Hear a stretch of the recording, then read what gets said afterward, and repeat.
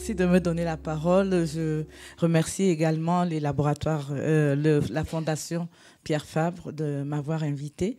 Ce dont je vais vous parler ici, le titre paraît un peu pompeux. Il ne s'agit pas ici de vous parler vraiment de la lutte contre la falsification du médicament au Cameroun, mais surtout du point de vue des pharmaciens, donc de la profession. Parce que, j'allais dire diapo suivante. Oui, parce que en fait, normalement, la lutte contre la contrefaçon, nous pensons tous que c'est quelque chose qui doit être pour tout le monde. Ça doit être, tout le monde doit se sentir concerné. Et chaque fois que nous avons crié, nous les pharmaciens, on nous a toujours dit vous êtes en train de défendre votre pain, vous êtes en train de défendre votre tiroir caisse, alors que nous défendons la santé publique. Et chaque fois, heureusement que de plus en plus maintenant, avec certaines initiatives comme l'initiative de Cotonou, par exemple, de plus en plus, maintenant, les politiques aussi s'y intéressent et vraiment, ça fait vraiment notre bonheur. Donc, pour commencer, en guise d'introduction, je voudrais vous faire quand même... Ah, j'ai oublié que c'est par là qu'il faut appuyer. Voilà. Je voudrais nous rappeler ce que, selon l'OMS, signifie un médicament contrefait, mais surtout vous dire ce que, au cours de notre présentation, ce que nous entendons par faux médicaments. Pour nous, il ne s'agit pas du médicament contrefait comme le signale l'OMS, mais aussi un médicament qui provient d'un circuit illicite. Parce que pour nous, ces deux notions ne doivent pas être séparées. Elles sont d'ailleurs largement imbriquées dans tout ce que nous faisons. Alors, le contexte qu'il y a au Cameroun, bon, en général dans le monde, on dit, selon l'OMS, que 15% des médicaments en circulation sont des faux et que 30 à 70% sont des faux dans les pays d'Afrique. C'est très difficile de faire la numérisation de tout ça. On dit aussi que de faux antipaludéens ont tué au moins 120 000 enfants africains en 2013. Et vous verrez au cours de notre présentation qu'on a détecté de faux antipaludéens aussi au Cameroun. Et au Cameroun, il y a l'expansion du phénomène de pharmacie du gazon qu'on appelle aussi pharmacie de la rue.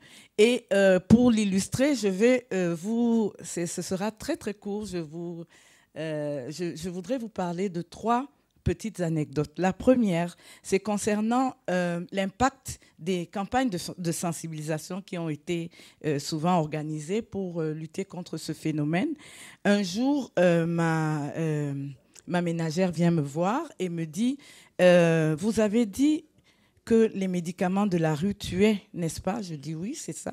Le médicament de la rue tue, donc ce n'est pas très bon que tu ailles chercher des médicaments dans la rue, surtout que ta patronne est pharmacienne. » Elle dit, alors voilà, j'ai des souris dans ma maison et je suis allée acheter de l'Indocide dans la rue parce que je savais que les médicaments de la rue tuaient.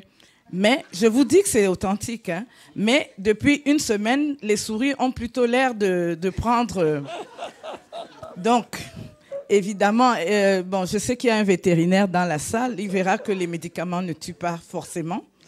La deuxième anecdote, celle-là, elle est un peu plus triste, c'est que nous avons fait le tour des 10 régions du Cameroun pour faire un plaidoyer auprès des gouverneurs des régions afin qu'ils nous aident à lutter contre ce fléau.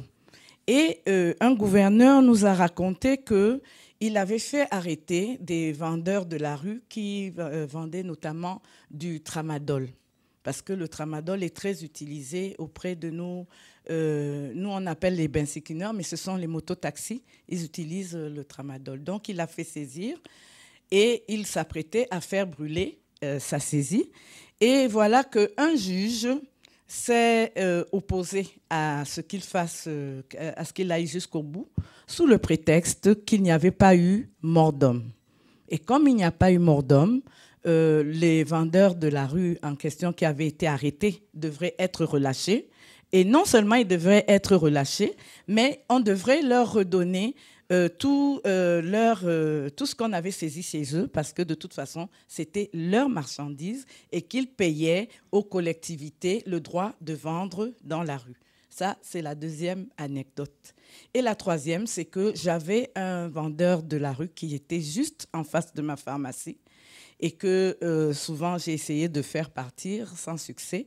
Et un jour, il m'a dit, vraiment, je ne comprends pas pourquoi est-ce que vous voulez que je parte, parce que je fais pratiquement le même travail que vous. J'apporte des médicaments qui coûtent moins cher aux populations. Et puis surtout, tous les gens à qui j'ai vendu des médicaments ne sont jamais venus me dire que quelqu'un était mort. Donc, les médicaments que je vends sont aussi efficaces que les vôtres. Bon, je lui ai répondu qu'évidemment, s'ils sont morts, ils ne reviendront pas. Mais c'est pour vous dire que, pour vous montrer quelle est l'étendue du problème et pour vous montrer qu'il y a encore beaucoup de choses à faire. Alors, voilà les vendeurs du gazon. Vous voyez, par exemple, ici, sur la... C'est pas très net, mais sur la diapositive de gauche, vous voyez que maintenant, ces vendeurs de la rue ne sont plus dans la rue. Ils ont carrément des petits magasins bien achalandés et ils nous disent que là maintenant, les médicaments ne sont plus sous le soleil, donc ils ont le droit d'exercer exactement de la même façon que les autres pharmaciens, que nous, leurs collègues. Alors, quels sont les facteurs qui favorisent? Je crois qu'on en a parlé tout à l'heure, mais je voudrais surtout insister sur l'absence d'assurance sociale universelle.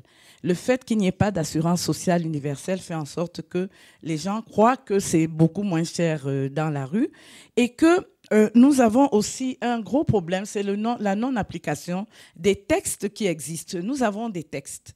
Les textes sont là, mais même les appliquer, c'est très difficile. Et la plupart du temps, même les juges ne sont pas au courant de ces textes, notamment les textes sur le marché illicite du médicament. Alors, les médicaments les plus, qui sont le plus dans le circuit illicite, les faux médicaments, nous avons le tramadol, c'est ce que vous voyez tout en haut, dans les analgésiques, les anti-inflammatoires. Et dans les anti-inflammatoires, je rappelle que l'indométhacine, qui est normalement un anti-inflammatoire, est très utilisé par nos populations comme raticide, si je puis dire. Et puis, surtout, on voit maintenant apparaître des dispositifs médicaux. Comme vous le voyez en bas, on a des dispositifs médicaux, du petit matériel médico-chirurgical. Et puis, on a des vitamines. Tout ce qui est vitamines, notamment même les médicaments pour les dysfonctionnements érectiles sont considérés comme des vitamines. Alors, quels sont Oui, c'est considéré comme des vitamines. Je suis désolée, mais c'est ça. Alors, contre les faux médicaments, nous avons quand même quelques acquis sur le plan institutionnel. Nous avons un système national d'approvisionnement qui est bien organisé. Nous avons, au niveau du ministère de la Santé, un service qui est chargé de cette lutte, notamment l'Inspection générale des services pharmaceutiques. Nous avons une autorité de réglementation pour l'homologation des médicaments. Et puis, nous avons un laboratoire national de contrôle des médicaments qui est le LANACOM. Alors, pourquoi est-ce que ça ne marche pas? Avec tout ce qu'il y a, on ne sait pas trop.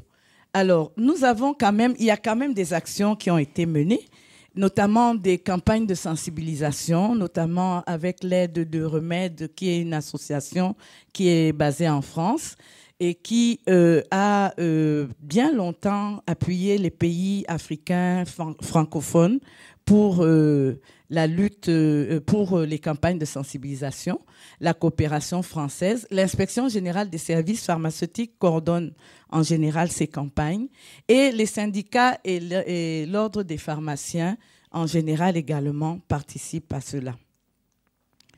Il y a eu des initiatives des premières dames sous l'égide de Synergie africaine, les premières dames de la sous-région, qui se sont particulièrement attelées à faire cette campagne auprès des enfants scolarisés. Bon, parce que nous nous sommes rendus compte quand même que les enfants étaient une très bonne source de, je pourrais dire, d'éducation des parents. Alors, et il y a eu, comme vous a dit tout à l'heure Monsieur Roger, des opérations telles que l'opération Cobra avec Interpol. Pardon. Très bien. Alors, et puis, surtout, il y a la collaboration internationale et sous-régionale. Ce matin, le docteur Dita Fofa vous a parlé de la politique pharmaceutique commune des pays membres de la CEMAC et il y a eu l'adoption d'un plan opérationnel. Mais surtout, même les pharmaciens se sont aussi regroupés au sein d'associations régionales et puis au sein d'associations carrément africaines, puisque chaque année, nous organisons ce qu'on appelle le Forum pharmaceutique international, au cours desquels souvent ce problème est un problème récurrent. Alors, les campagnes de sensibilisation, je vous montre ici quelques-uns des slogans. Le médicament de la rue tue. Il y a eu des concours d'affiches qui ont été organisés. Donc, voici ce qui est un premier prix. Le troisième prix qui était diapo suivante. Là, c'est sur votre gauche, c'est un laboratoire, un grossiste qui a aidé à faire cette affiche. Et puis sinon, pour tout le reste, en général, ces différents concours étaient faits, c'est généralement des jeunes qui gagnaient. Et après, ces affiches ont été multipliées et disposées un peu partout dans la ville. Alors, nous avons également des textes. Il y a des textes, notamment la loi 90/035, qui réglemente la profession de pharmacien. À l'intérieur, il est prévu des amendes qui vont de 50 000 à 500 000 pour les contrevenants. C'est rien du tout, 500 000 francs CFA. Donc, et les peines sont plutôt légères. Ça va jusqu'à 6 mois d'emprisonnement. C'est très léger et en général, les juges eux-mêmes ne sont pas au courant de ce texte-là. C'est souvent nous qui sommes obligés d'apporter cela lorsque par hasard on arrive à mettre la main, à amener un contrevenant au tribunal. Nous avons bien sûr, il y a beaucoup de limites. Tout à l'heure, je vous ai parlé du CINAM. Il est très bien infiltré maintenant par des produits illicites. Parce que tout à l'heure, je vais vous montrer aussi des photos de pharmaciens qui ont fait des prélèvements un peu partout, même dans le circuit prétendu licite, et qui ont quand même trouvé de faux médicaments dedans. Le service de l'inspection des services pharmaceutiques, il travaille. La DPML travaille, mais il manque des ressources humaines, il manque des ressources financières, ainsi que pour le LANACOM. Et justement, il est difficile pour nous de faire du contrôle post-marketing. Diapo suivante, s'il vous plaît.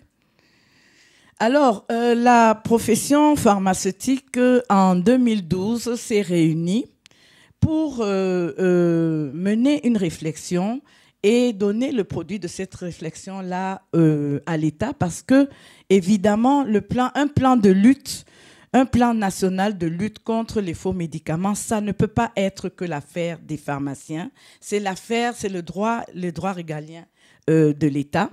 Et dans cette lutte, nous avons proposé que 4 axes soient développés, notamment qu'il y ait une coordination de la lutte avec l'implication de tous les acteurs, pas seulement les pharmaciens. Et les pharmaciens eux-mêmes, nous nous sommes dit, il faut que nous balayions devant notre porte et que nous essayions aussi de voir qu'est-ce que les populations vont chercher dans la rue. Ils vont dans la rue parce qu'ils sont proches d'eux, il y a la proximité. Donc, il faudrait que nous apprenions aussi à aller nous installer peut-être dans des régions où il n'y a peut-être pas assez, il n'y a pas beaucoup d'argent. Ces personnes également vont rechercher, parce que ces gens-là ont beaucoup de bagou, ils savent parler et tout ça. Donc, il faut aussi avoir un peu plus de communication avec eux. Et puis, il faut être compétent, parce que lorsque l'on est compétent, je pense que les gens vont revenir vers vous, d'où l'importance d'une formation continue. La sensibilisation, nous nous sommes dit qu'il faudrait la revoir. Il faudrait peut-être revoir les cibles. Et le financement innovant, où j'ai mis les laboratoires pour la pérennisation de la lutte, nous nous sommes dit, c'est vrai, il faut nous adresser aux laboratoires, mais il faut trouver un mécanisme qui fasse en sorte que nous ne soyons pas prisonniers du fait qu'un laboratoire a apporté sa contribution, que l'on voit, que le gouvernement voit de quelle manière est-ce que tout le monde peut mettre la main à la pâte. Et surtout, la collaboration internationale et sous-régionale est très importante. Alors, ici, dans cette contribution, l'expérience du réseau EPN nous a inspirés parce que le réseau EPN, c'est un réseau qui regroupe des pharmaciens du secteur privé qu'on dit non lucratif. Chez nous, ce sont généralement le secteur confessionnel, les pharmaciens d'hôpitaux, mais d'hôpitaux ou catholiques, protestants ou islamiques. Et ces pharmaciens-là, ils utilisent les mini-labs comme outil de détection de faux médicaments. Ils font des prélèvements aussi bien dans les médicaments qu'ils reçoivent que aussi font des petites enquêtes dans les marchés et même dans les officines. Leur expérience nous a donc servi à rencontrer l'ONG allemande d'IFEM qui nous a proposé 4 mini-labs et nous les avons distribués à 4 structures dont les 3 facultés de pharmacie qui sont autorisées à exercer au Cameroun pour le moment. Et parce que nous nous sommes dit que la lutte contre les faux médicaments aussi devait venir de la base. On devrait apprendre également à ceux qui sont en train de se former comment est-ce qu'on peut détecter des faux médicaments. Diapo suivante. Ensuite, chaque fois qu'il y a des opérations de saisie, destruction, comme on dit, il y a toujours l'expertise technique des pharmaciens qui est demandée. La plupart du temps, ils viennent pour aider à identifier les produits qui ont été saisis et également à faire une évaluation pour pouvoir dire demain, bon, ça a coûté tant, etc. Et chaque fois qu'il y a des contrefaçons qui sont détectées, chaque fois que l'on peut déceler qu'il y a un médicament illicite qui est entré dans le circuit licite, il y a une alerte qui se fait au sein du réseau des pharmaciens. Et on nous demande souvent de les retirer du marché. Donc ici, je voulais vous présenter un peu les mini-labs. La PPC, c'est pas la PPC ici, il s'agit de la Presbyterian Church in Cameroon. Donc tout à l'heure, on parlait des antipaludiques, paludéens.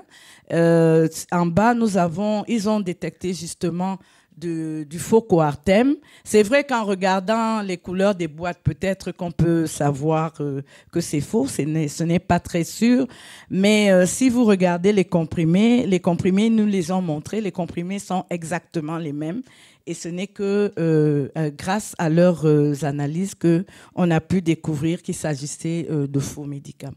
Diapo suivante.